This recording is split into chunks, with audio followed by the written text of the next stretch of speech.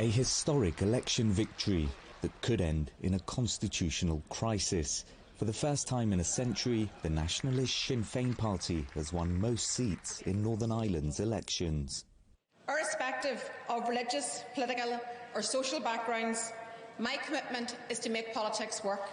My commitment is to work through partnership, not division. We will work with those who serve all other political perspectives. We will work together.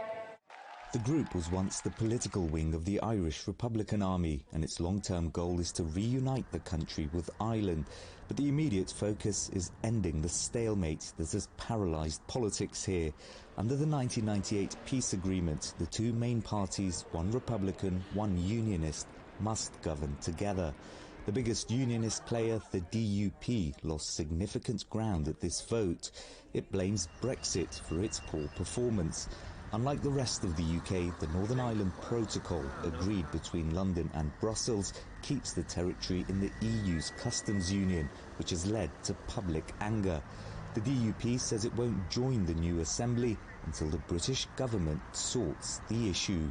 We've been through a protracted period to try and get it fixed through negotiation, but of course, as you know, there are measures that we can take to make sure that we deal with the problem. We can't put it off, and it's clear now, and in fact, if anything, the outcome in Northern Ireland from those elections makes it clear it cannot be put off.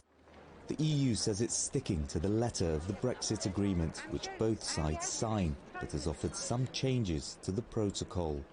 There have been suggestions that the UK might take unilateral action, but such action could only really realistically be a temporary solution. Just as anything in Northern Ireland, you need accommodation from both sides, you're going to need flexibility, and that's ultimately, it has to be the landing point around the protocol as well. The Good Friday agreements largely ended almost 3 decades of sectarian violence. Aware of what's at stake, the US, UK and Ireland have all called for the parties to re-establish the power-sharing deal as soon as possible. Bubbling in the background will be the prospect of a border poll to determine whether the Northern Irish want to stay part of the UK or rejoin Ireland. There's a long way to go yet, as even Sinn Fein itself would recognise. And they are not talking of an imminent border poll, although they certainly think that this result makes it more likely. Polls suggest most people here still want to remain in the Union, but the outcome of this vote has redefined power in this country of nearly 2 million, and its long-term impact could be felt far wider.